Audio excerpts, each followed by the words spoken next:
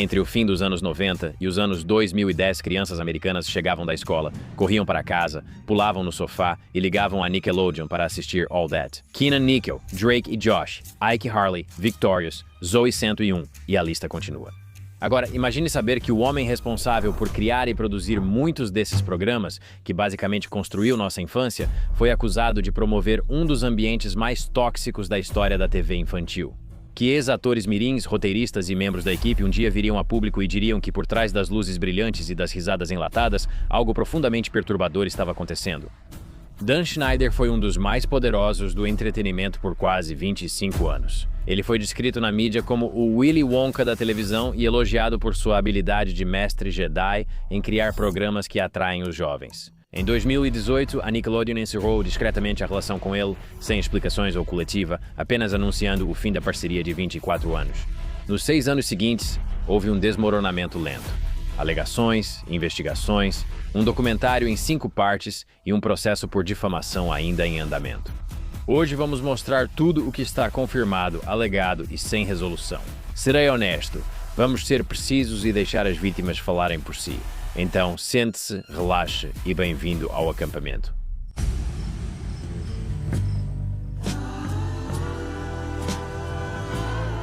E aí, pessoal, bem-vindos de volta ao acampamento.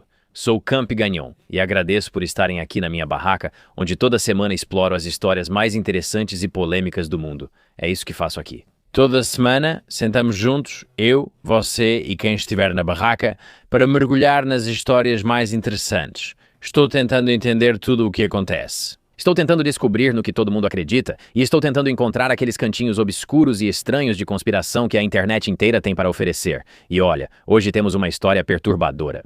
Pensei bastante neste episódio após assistir ao documentário sobre esse indivíduo. Antes de começar, quero dizer algumas coisas. Primeiramente, quero agradecer a cada pessoa que clica nesse vídeo. Toda vez que você comenta, curte ou simplesmente interage com o programa, de verdade você realiza meus sonhos. Vocês mantêm as luzes e o fogo acesos na tenda. Hoje, infelizmente, não estou com meu amigo Christius. Acho que ele está no sul da França em um iate com vários modelos. Mas, em vez disso, hoje estou acompanhado do meu querido amigo Miles. O retorno de Miles. Como vocês sabem, ele é amigo do programa, um cara de classe e muito querido por todos. Sempre leio os comentários e eles sempre falam de como o Miles é ótimo e de como acham ele incrível, né? Eu acho que eles me adoram. É exatamente isso que eu também acho. Agora, algumas coisas antes de começarmos. Eu sei que já disse isso, mas estamos falando de um cara chamado Dan Schneider. Se não conhece, prepare-se. A história é perturbadora. Você leu o livro da Jenna McCurdy, que fala um pouco sobre ele. Sim, li o livro dela. Estou Feliz que minha mãe morreu. Eu estou feliz que minha mãe morreu. Sim, isso fala sobre ele por tabela. Sim, por tabela. Acho que só se referem a ele como o criador. E acho que talvez tenham usado a palavra Dan uma vez, se não me engano. Agora, só quero deixar bem claro. O que estamos falando aqui são alegações. Houve várias alegações de pessoas com diferentes graus de proximidade com Dan Schneider, mas ainda assim são apenas alegações. Não houve nenhum processo criminal movido contra o Sr. Schneider. Então não estou fazendo nenhum tipo de nova acusação, e além disso ele não foi condenado em um tribunal. Portanto, até este momento ele é um homem inocente. Mesmo assim, as alegações continuam. Mas quem é Dan Schneider e quais são as acusações? Vamos ao início. Memphis, Tennessee, 14 de janeiro de 1966. Daniel Schneider nasce. E ele se envolveu com teatro no ensino médio. Ele, serviu como presidente da turma do último ano, geralmente era bem querido. Após se formar, muda-se para Los Angeles para buscar carreira no entretenimento. Ele começou a carreira atuando diante das câmeras. Durante os anos 80, Schneider faz papéis menores em comédias adolescentes como Melhor Só do que Mal Acompanhado, 1985, com John Cusack, e Hot Resort no mesmo ano. O papel mais notável dele foi na sitcom da ABC chamada Head of the Class, onde ele interpretou um personagem chamado Dennis Blunden de 1986 a 1991, e é aqui que a história realmente começa. Em 1988, Schneider co-apresenta o Nickelodeon Kids' Choice Awards e conhece Albie Hecht, executivo de desenvolvimento da Nickelodeon. Em 1993, Hecht virou chefe de produção da Nickelodeon e contratou Schneider para trabalhar no novo programa de sketches All That. Nunca assistimos All That, mas é um clássico da nossa infância. É como um SNL para crianças, a melhor forma de descrever. É um programa de sketches de comédia lançado em 1994 e que virou um grande sucesso. Schneider iniciou como roteirista e produtor, mas logo mostrou ter instinto para agradar o público jovem. O programa lançou as carreiras de Kenan Thompson, hoje o membro mais antigo do SNL, e Kel Mitchell. A partir daí, sua ascensão foi meteórica e tudo o que ele fazia dava certo. Ele tinha facilidade para identificar programas que funcionariam. Daí até ele sair da Nickelodeon, esses são os programas que ele cria, produz, trabalha e escreve. Ele faz tudo isso. Kenan e Kel, O Show da Amanda, Drake e Josh, Zoey 101 e Carly, Victorious, Sam e Cat, Henry Danger e Game Shakers. Ele está trabalhando em todos esses. Quero dizer, todos esses são franquias enormes que valem milhões de dólares, e ele está envolvido de uma forma muito próxima com todos eles. Também escreveu o filme Good Burger em 1997, e depois coproduziu O Grande Mentiroso em 2002, que arrecadou 52 milhões de dólares no mundo todo. Tudo que esse cara faz dá certo. A produtora dele, Schneider's Bakery, foi fundada em 1996. Em meados dos anos 2010, os programas dele lideram a audiência da Nickelodeon e são a principal fonte de receita do canal. Se você foi criança nessa época como eu, provavelmente viu muitos desses programas. Eu assisti The Amanda Show, Drake e Josh e iCarly. Tipo, todos esses eu assisti, mas eu não assisti Zoey 101, esse eu perdi. Ah, eu adoro isso. Sério? Sim. Eu não assisti, não. Tinha uma música tema ótima. Aquela era muito boa. Também aquele era um ótimo programa. Eles não gravaram isso na Pepperdine? Sim, eles gravaram na Pepperdine. Sim, na faculdade na Califórnia. Ele lançou todas essas carreiras. Amanda Bynes, Drake Bell, Josh Peck, Miranda Cosgrove, Jeanette McCurdy, Jamie Lynn Spears, Victoria Justice. E isso não é só uma lista de atores da Nickelodeon. São alguns dos maiores nomes do entretenimento em geral. E o tempo todo, Schneider basicamente tinha controle total. Ele escrevia os roteiros, ele comandava os sets, ele escolhia os atores, ele aprovava o figurino. Ele era, em todos os sentidos, o rei da televisão infantil, até deixar de ser. Então as coisas ficaram assim por anos. E então, em 26 de março de 2018, a Nickelodeon fez um breve comunicado. A emissora não renovaria seu contrato de produção com Dan Schneider e a Schneider's Bakery. Game Shakers, o novo programa dele, foi cancelado. Henry Danger seguiria com outro showrunner. Sem explicação. A Nickelodeon se recusa a comentar, e o representante de Schneider também se recusa a dizer qualquer coisa. Mas o Deadline Hollywood, que foi o primeiro a divulgar a história, relatou algo crítico, que houve, aspas, reclamações sobre o comportamento de Schneider dentro da empresa. Que tipo de reclamações? Ninguém disse. O anúncio também veio na esteira do movimento Me Too. Harvey Weinstein foi exposto em outubro de 2017 e a indústria do entretenimento estava passando por uma grande revisão social. E o momento disso tudo era realmente impossível de ignorar, né? Você tem todo esse movimento contra, comportamento inadequado no ambiente de trabalho, exploração sexual e abuso. E então, bem nesse período, esse cara é demitido. Mas por anos, os detalhes ficaram escondidos. E basicamente fica assim, até 2021 Schneider basicamente fica em silêncio, desaparece da vida pública. Em junho de 2021, o New York Times publicou uma investigação detalhada relatando basicamente isso. A Nickelodeon e sua controladora, a Viacom CBS, investigaram denúncias sobre Dan Schneider antes de encerrar o contrato. Dezenas de funcionários foram entrevistados e a investigação achou indícios de abuso verbal. Ex-funcionários descreveram Schneider como, segundo o Times, propenso a acessos de raiva e e-mails furiosos. Essas são basicamente as circunstâncias, o que é muito importante. A investigação da Viacom CBS não encontrou indícios de má conduta sexual. Quando o Times pediu um comentário a Schneider, ele defendeu seu trabalho. Ele reconheceu que algumas pessoas achavam difícil trabalhar com ele, mas disse que, se esse fosse o caso, talvez fosse porque ele mantinha padrões muito altos como showrunner. Provavelmente é por isso que, você sabe, as pessoas ficavam irritadas. Então, por um tempo, parecia que a história era que esse cara era um controlador. Ele era um chefe realmente difícil, ele tinha padrões muito altos, ele só queria o melhor, e como resultado, ele realmente pressionava as pessoas. Ele também tinha alguns problemas de raiva. Ele acabou sendo afastado durante a era do Me Too. Ele pode ter sido, com um cara maldoso, ele pode ter sido rude, ele pode ter sido, grosseiro, especialmente com crianças, mas não era predador. Mas a história estava longe de acabar. E então, em agosto de 2022, a Business Insider publicou uma investigação bombástica intitulada Por Dentro do Nojento Império Nickelodeon, de Dan Schneider. E a reportagem foi muito além do que a investigação da Viacom CBS realmente havia descoberto. Entre essas novas acusações estava a discriminação de gênero. As ex-roteiristas Christy Stratton e Jenny Kilgan disseram que a sala de roteiristas de Schneider era dominada pela misoginia, com homens no comando e mulheres mal pagas e marginalizadas. Stratton descreveria mais tarde o ambiente em Quiet on Set, o documentário que mencionei antes. Pedidos inadequados foi outra coisa que eles encontraram. Várias colegas adultas alegaram que Schneider havia pedido para que dessem massagens nele no trabalho. Então, uma fonte descrita como próxima de Schneider disse ao Business Insider que, abre aspas, ele se arrepende de ter pedido massagem a alguém e concorda que isso não foi apropriado. Esses são outros casos. Interações desconfortáveis com atores jovens. Vários ex-atores mirins relataram interações com ele que os deixaram desconfortáveis, embora a gravidade e a especificidade dos relatos variassem. E então, em agosto de 2022, Jeanette McCurdy, que estrela iCarly, assim como o programa Sam e Cat, publicou suas memórias Estou feliz que minha mãe morreu. Esse é o nome do livro.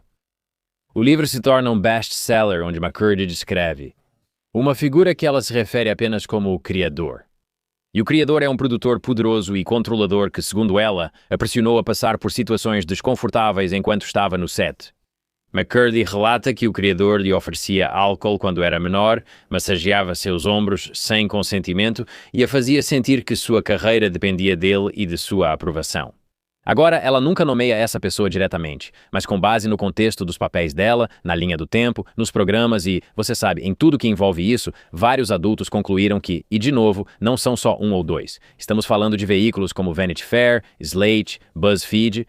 Todos eles relataram que era amplamente entendido que o criador era baseado em, inspirado por, ou literalmente Dan Schneider. Schneider, novamente, nunca é citado publicamente no livro e jamais respondeu a ele. E então, em 17 de março de 2024, o Investigation Discovery estreou um documentário em 5 partes chamado Quiet on Set, o lado sombrio da TV infantil. É dirigido por Mary Robertson e Emma Schwartz e produzido em parceria com o Business Insider, a mesma equipe de jornalismo investigativo que fez aquela primeira reportagem explosiva. Foi o relato público mais detalhado do que supostamente ocorreu enquanto estavam na Nickelodeon. O documentário traz depoimentos de ex-atores, roteiristas e pais e realmente não poupa nada. E aqui está o que saiu disso. Alexa Nicholas. Nicholas interpretou Nicole Bristow em Zoey 101 de 2004 a 2006. Ela tinha 12 anos quando foi escolhida para o papel. No documentário, ela disse não se sentir segura perto de Schneider no set. Ela relatou um ambiente tóxico e disse que Schneider ignorou suas preocupações de estar sendo intimidada pela colega de elenco. Nicholas depois criou a Eat Predators, focada em combater comportamentos predatórios na indústria do entretenimento. Tem também Lori Beth Denberg, integrante original do elenco de All That de 1994 a 1998 e uma das artistas mais populares do programa. Em entrevista de 2024 à Business Insider, destacada no documentário, ela fez as acusações mais graves contra Schneider até então. Denberg acusou Schneider de exibir material impróprio, tocá-la inapropriadamente e tentar iniciar sexo por telefone quando ela tinha 19 anos. Ela também afirmou que depois de expressar preocupações com o bem-estar de Amanda Bynes no set do The Amanda Show em 1999, Schneider a baniu completamente do set. Os representantes de Schneider chamaram essas alegações de extremamente exageradas. A sexualização do conteúdo infantil também surgiu disso. Então, a diretora Mary Robertson testemunhou que ficou interessada na história depois de notar uma série de vídeos virais mostrando cenas do programa de Schneider que parecem ter conotações sexuais bastante evidentes. Um dos clipes mostra Ariana Grande como Cat Valentine em Brilhante Victória derramando água no rosto de cabeça para baixo. Outro mostra Jamie Lynn Spears de Zoey 101 tomando um jato de líquido viscoso. Novamente, esse é um conteúdo para crianças assistirem. Robertson afirmou que os clipes evocavam uma imagem muito sexualizada. Russell Hicks, ex-executivo da Nickelodeon, defendeu as produções e afirmou que tudo o que Dan fazia em seus programas era analisado e aprovado por pais, responsáveis e executivos da emissora. E então, é claro, temos a infeliz história de Drake Bell. A revelação mais devastadora em Quiet on Set nem era realmente sobre Dan Schneider, é sobre um homem chamado Brian Peck, e envolvia uma conduta criminosa confirmada e condenada. Brian Peck foi preparador de diálogos e ator em várias produções da Nickelodeon, como The Amanda Show e All That. Em 2003, foi preso e acusado de abuso sexual infantil. Em 2004, ele não contestou a acusação de ato libidinoso e copulação oral com menor de 16 anos. Ele foi condenado a 16 meses de prisão estadual e teve que se registrar como agressor sexual. A identidade da vítima foi mantida em sigilo pelo tribunal. E por 20 anos ninguém sabia quem era a vítima de Brian Peck. Em Quiet on Set, Drake Bell, astro de The Amanda Show e Drake e Josh, é conhecido por quem já assistiu esses programas. Ele revelou publicamente pela primeira vez que foi vítima de Brian Peck aos 15 anos quando o abuso começou. E Peck era o preparador de diálogo de Drake Bell, designado para trabalhar individualmente com essas crianças. Segundo Bell, Peck o aliciou ao longo do tempo, conquistando sua confiança e da família antes de o abuso evoluir para uma agressão sexual. E no documentário, Bell descreve a experiência como algo que simplesmente o destrói. Isso muda fundamentalmente a perspectiva dele sobre a realidade. E depois de gravar sua entrevista, a diretora Mary Robertson disse que Bell lhe contou que um peso havia sido tirado de seus ombros. Bell revelou depois, no programa Sarah Fraser, em 22 de março, que foi para a reabilitação após gravar o documentário devido ao impacto emocional. É importante notar que o caso de Brian é separado das acusações contra Dan Schneider. Peck foi preso, acusado, condenado e sentenciado. Ele é um criminoso sexual registrado. Seus crimes estão confirmados. Agora, Dan Schneider não foi preso. Ele não foi acusado de nenhum crime. E as acusações contra ele, embora muito sérias, são apenas alegações.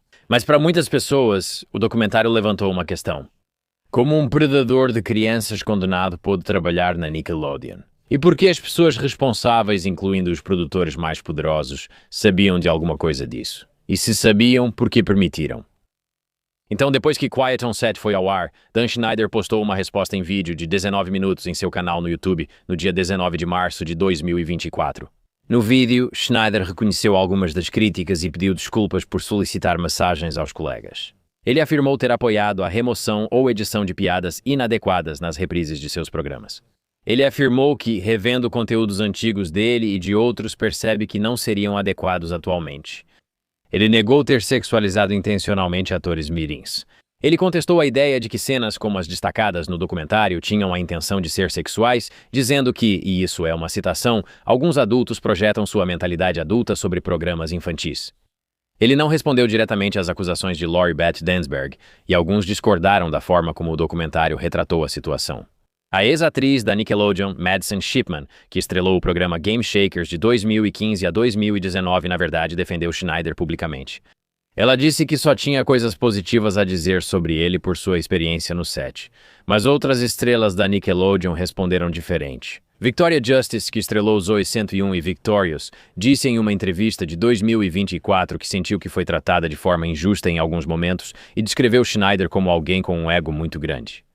Em maio de 2024, Schneider processou Warner Brothers, Discovery, Sony Pictures Television e os diretores do documentário por difamação. No processo, ele diz que o documentário Quiet on Set o difamou ao insinuar falsamente que abusou sexualmente de atores mirins com quem trabalhou. E em uma declaração que acompanhou o processo, Schneider reconheceu, abre aspas, erros e falta de discernimento durante seu tempo na Nickelodeon. Mas ele afirmou que a reação do público ao documentário o obrigou a tomar medidas legais contra seus responsáveis.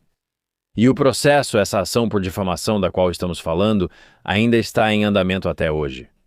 Agora vamos deixar Dan Schneider de lado por um momento e falar sobre o sistema que realmente torna isso possível, porque essa é uma verdade meio desconfortável. A indústria do entretenimento tem um problema estrutural com crianças, e sempre teve.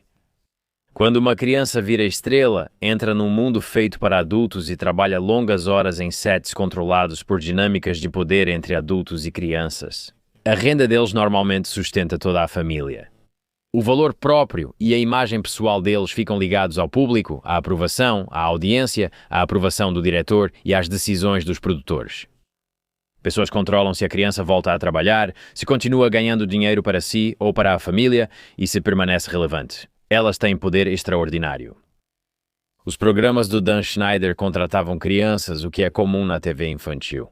Mas a dinâmica específica descrita por ex-atores e membros da equipe pinta um quadro de como era esse ambiente de trabalho. E isso realmente mostra como. O controle de Schneider era, eu diria, estranhamente total. Ele simplesmente queria comandar tudo. Ele escrevia os roteiros, ele comandava o set, ele escolhia os atores, ele decidia quais atores seriam promovidos. Ele controlava a direção criativa, tom e figurino. Se você quisesse trabalhar em um programa do Dan Schneider, por tudo o que dizem, pelos relatos que lemos, durante 25 anos você precisava da aprovação do Dan Schneider. Para um ator mirim, essa dinâmica faz com que um adulto na sua vida tenha todo o poder. Sua carreira, a renda da sua família, seu futuro, tudo depende de uma pessoa só. Isso não é exclusivo do Schneider. A história do estrelato infantil tem muitos casos de exploração, como Judy Garland. Ela literalmente recebia anfetaminas dos estúdios MGM para, você sabe, manter o peso baixo. A mãe de Shirley Temple foi aconselhada por um produtor a se acostumar quando, aos 12 anos, Shirley Temple sofreu avanços sexuais estranhos e indesejados. Corey Feldman e Corey Haim denunciaram abusos por homens poderosos em Hollywood por décadas antes de serem levados a sério. O padrão é bem consistente, não é? Uma indústria que trata realmente todos como ativos, especialmente crianças, governada por adultos que quase não são responsabilizados, protegidos pelas próprias estruturas de funcionamento das corporações. Você tem acordos de confidencialidade e incentivos financeiros que basicamente são feitos para proteger as pessoas que trazem o dinheiro, como os executivos, e silenciar as pessoas que, você sabe, são submetidas ao abuso deles, como as vítimas e, especificamente, as crianças nesses casos. Então, o que diferencia a história de Schneider é a escala. Ele não comandava apenas um programa com um grupo de atores mirins. Ele comandava esse império. Diversos programas e centenas de atores mirins em 25 anos. Isso era enorme, quero dizer, uma geração inteira de programas infantis passou pela produtora dele. A grande questão é, qual era a responsabilidade da Nickelodeon, da emissora e da corporação perante essas crianças?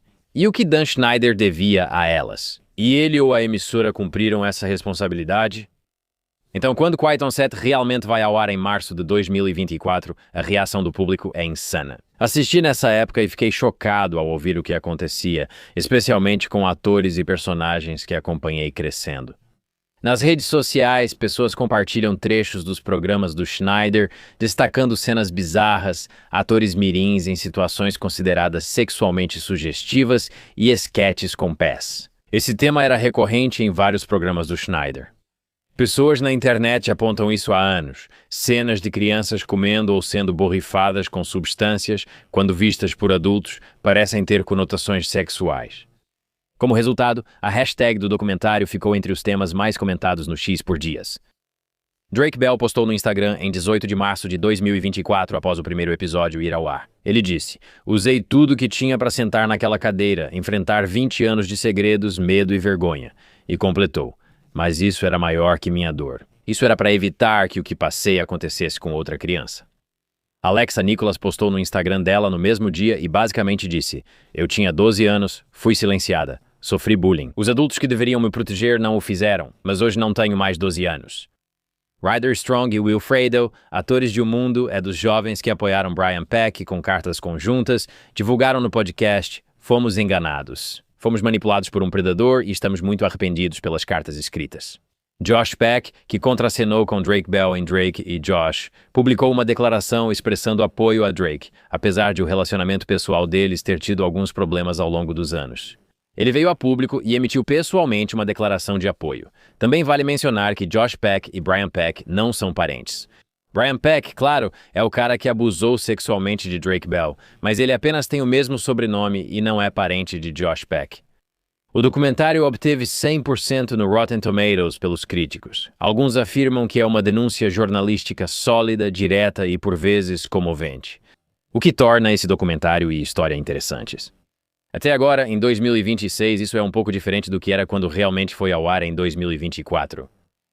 Eu acho que muita da cobertura e da conversa em torno de Epstein, porque obviamente Epstein não está diretamente envolvido. Acho que ninguém dessas pessoas está nos arquivos de Epstein, mas o caso muda o contexto ao analisarmos isso. Isso muda como vemos essas histórias, certo?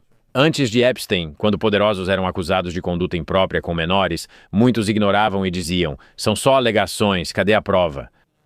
Por que não denunciaram antes? O caso Epstein revelou que dezenas ou até centenas de pessoas muito poderosas estavam ligadas a um traficante sexual condenado que agiu publicamente por décadas. Isso simplesmente muda toda a perspectiva sobre esse tipo de situação. Isso mostrou que sistemas de poder realmente protegem as pessoas mais perversas da sociedade, certo? Acordos de confidencialidade e acertos podem ocultar a verdade, e quem está no topo dessas estruturas, muitas vezes, pode facilitar isso ou, mesmo sem facilitar diretamente, ser cúmplice desse tipo de abuso. Agora, mais uma vez, não existe ligação direta entre Dan Schneider e Epstein, mas o caso Epstein cria o contexto cultural para contar a história de Schneider, certo? O movimento Me Too é necessário para iniciar a conversa e trazer esse tipo de revelação à tona. E então, eu acho que, de certa forma, as revelações sobre Epstein acabaram com o que restava da disposição do público de ignorar essas coisas. Agora todo mundo pensa, cara, você tem pedófilos comandando o governo inteiro. Eles provavelmente estão em todo lugar. E se essa história tivesse surgido em 2005, as pessoas provavelmente diriam, ah, tanto faz, segue em frente. Acho que tenderiam a ignorar. Então, como está agora? Aqui está o que foi confirmado. Dan Schneider foi afastado da Nickelodeon em março de 2018 após essa investigação interna.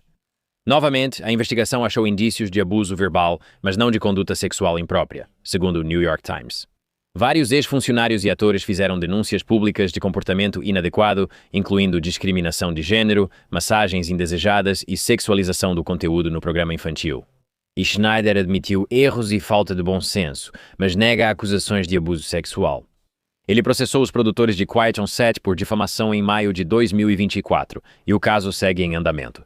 Agora, Brian Peck, o preparador de diálogos da Nickelodeon, foi preso em 2003, condenado por abuso infantil em 2004 e então sentenciado a 16 meses de prisão. Drake Bell foi sua vítima. Isso estava sob sigilo na época, e Peck é um agressor sexual registrado. O caso é separado das acusações contra Schneider. Mas, de novo, isso é alegado, não comprovado. Má conduta sexual contra Dan Schneider, toques inapropriados relatados por Lori Beth Denberg, sexualização intencional de atores mirins em suas produções e exploração sistemática da dinâmica de poder entre Dan Schneider e as crianças. Essas são as acusações que não foram comprovadas. O que não foi estabelecido? Dan Schneider não recebeu nenhuma acusação criminal. E eu acho que o importante a se pensar em histórias como essa é que queremos que tudo seja muito simples. Queremos um vilão claro e vítimas claras. Queremos um veredito. Queremos que a justiça vença. Mas a vida não funciona bem assim. O que temos é que, temos esse cara Dan Schneider, esse cara que criou alguns dos programas infantis mais amados da história da televisão. E isso é verdade. Muitos que trabalharam com ele, além de crianças da época, descreveram essa experiência de formas variadas, de desconfortável a perturbadora.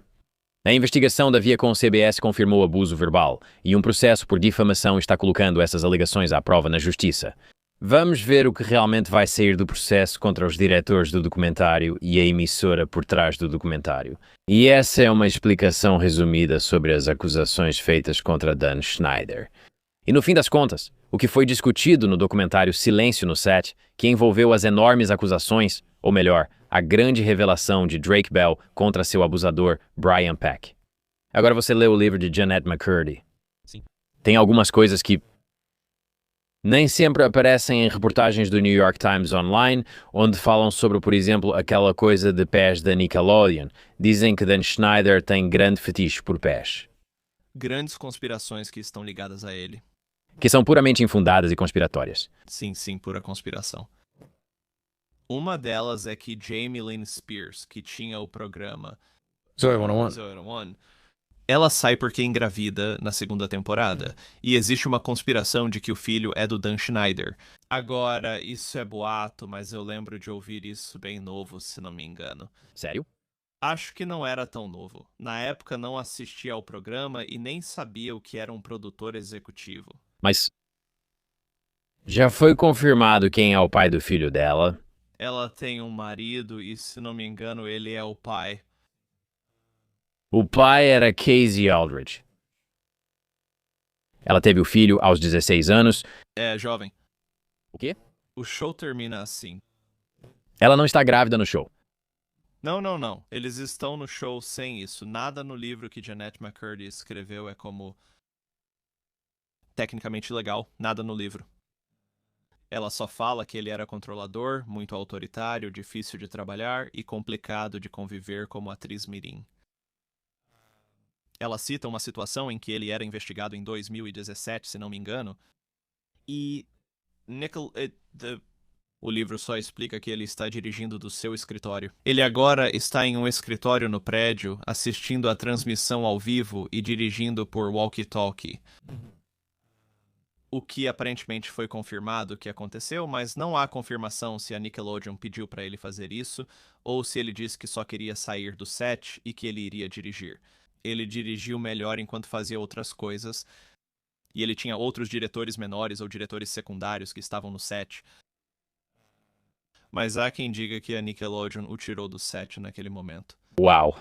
porque estavam surgindo problemas. A conspiração sobre a Jamie Lynn Spears? Difícil de acreditar, mas consigo imaginar isso circulando em correntes de e-mail em 2010.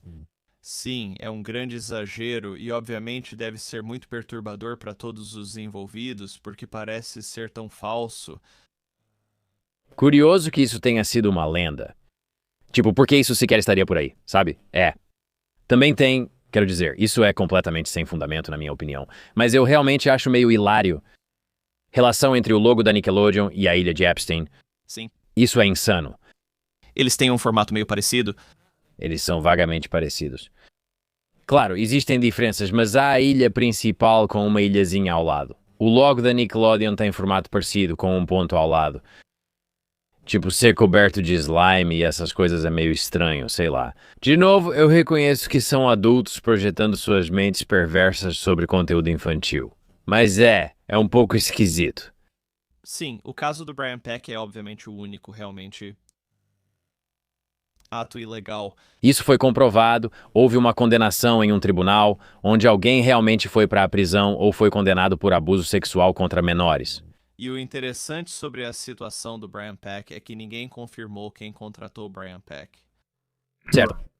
Mas ele também participou de outros projetos com Dan Schneider quando eram mais jovens.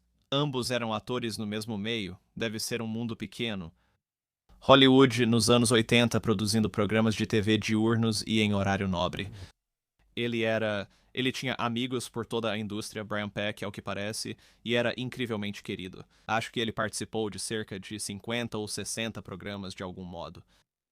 Então, ele era incrivelmente querido. 40 pessoas assinaram um documento depois que ele foi condenado para dizer, sabe, que ele é um cara legal. Então, ele era uma pessoa incrivelmente querida. Certo. Ele atuou em A Volta dos Mortos-Vivos. Ele participou de várias coisas, tipo, ele era o comediante. O garoto do Pickles. Sim. Em All That, hoje as pessoas olham para trás e dizem, sério? O garoto do Pickles? Dan Schneider, famoso, não, nem tão famoso assim. Dan Schneider compartilhou uma foto no Instagram dele uma vez do pôster de All That. E está todo assinado pelo elenco. E o do Brian Peck diz, Dan, eu sou o seu garoto do Pickles. Quando você quiser, me mergulhe no seu Andrew ou algo assim. É meio estranho, mas sei que também escrevi coisas estranhas nos seus livros. Você sabe como sou. É uma das coisas... Mas aí você vira um criminoso sexual condenado e fica tipo, ok. Não parece mais tão engraçado. Claro. E então ele é condenado, passa 16 meses na prisão e depois é contratado pela Disney. Engraçado, né? Que loucura, né? Em 2006, trabalhou em Zack e Cody, Gêmeos em Ação. Sim. Em 2005, ele foi contratado para Zack e Cody, Gêmeos em Ação, o programa do Disney Channel. Seus crimes são ignorados em parte devido a cartas defendendo seu caráter escritas por Richard e Beth Carell, diretores do programa. Isso está na Wikipédia. Eles parecem trabalhar juntos em programas da Nickelodeon. Ele dublou 3 episódios, mas foi demitido após executivos do Disney Channel descobrirem sua condenação por crime sexual. Aparentemente, a Disney não fez a devida verificação, mas confiou que o produtor e o diretor poderiam simplesmente contratar e tudo ficaria bem. Então, imediatamente o demitiram, refizeram a escalação desse papel e acho que redublaram o personagem. Sim, eles fizeram isso, mas é uma loucura. A Disney não foi a pior nisso, tirando só a negligência na contratação. Sim, quero dizer, sim, é insano. De acordo com... Sim, isso é insano. No Pod Meets World, Friedel e Strong contaram que Peck os enganou, dizendo que a má conduta ocorreu só uma vez e que a vítima quase tinha 18 anos. O que é meio louco, sim. Ele escreve uma carta e fala, vamos lá, juiz, ele já tinha mais de 40 anos. Não é como se fosse, ele tinha 19 anos, ela quase 18, ele era um cara de mais de 40 anos, um tarado. E ele fica tipo, não, foi só uma coisa assim. Acho que sim. Posso te contar uma coisa que você vai adorar? Ai, meu Deus. O quê? Brian Peck, aparentemente, e isso é de uma pessoa que estava em um documentário no papel. Isso não é uma conspiração completa. Isso é realmente o que essa pessoa está dizendo. Era que Brian Peck tinha comunicação escrita com John Wayne Gacy? O assassino em série? Sim. Espera, quando? Kyle Sullivan, que atuou com Peck no programa da Nickelodeon All That, contou em Quiet on Set que ele teve correspondência com o assassino em série John Wayne Gacy.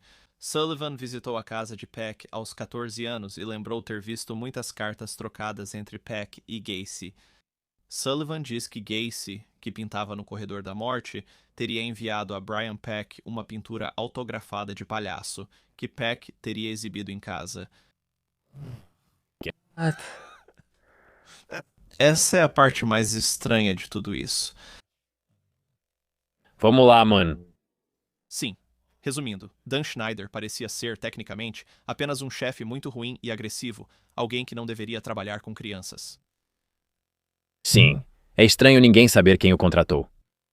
Sim, tanto como é o nome dele, Dan Schneider, quanto a empresa na época discordam sobre quem contratou essa pessoa. Interessante. É uma daquelas coisas que se você contrata não tem como saber, já que ele não tinha condenação anterior. Exatamente. Ele também estava em All That, se não me engano. Ele é o garoto do Pickles. O garoto do Pickles. Então ele foi contratado antes do Dan Schneider ter poder de contratação, imagino. A contratação original para All That talvez não tenha sido feita por Dan Schneider, mas ele o contratou em outros programas que criou depois, como Drake e Josh. Certo. E mais ainda, eles continuam contratando ele depois de todas essas acusações virem à tona? Aqui está o caso final, tipo Drake Bell e Brian Peck, ligados a Dan Schneider, aparentemente. Brian Peck já tinha abusado de Drake Bell nesse ponto e queria interpretar Walter, o pai do personagem de Drake Bell no programa, e estava pedindo para Drake ir até Dan e dizer: "Você deveria me contratar para o programa." Eles gravaram o piloto desse programa com vários atores várias vezes, mas Drake, Josh e Marina Cosgrove já estavam garantidos, acho. Então eles estavam meio que fazendo testes e, no primeiro piloto não deu certo com o pai. Então no segundo teste eles colocaram outro personagem que era o pai. E o motivo pelo qual Drake falou publicamente sobre a acusação ou sobre o abuso é porque ele não queria trabalhar tão próximo dele. Isso meio que foi o começo de tudo. Dan Schneider também, e isso parece ter sido confirmado ou pelo menos noticiado. Dan Schneider ajudou a mãe do Drake a escrever suas declarações no tribunal contra Brian Peck.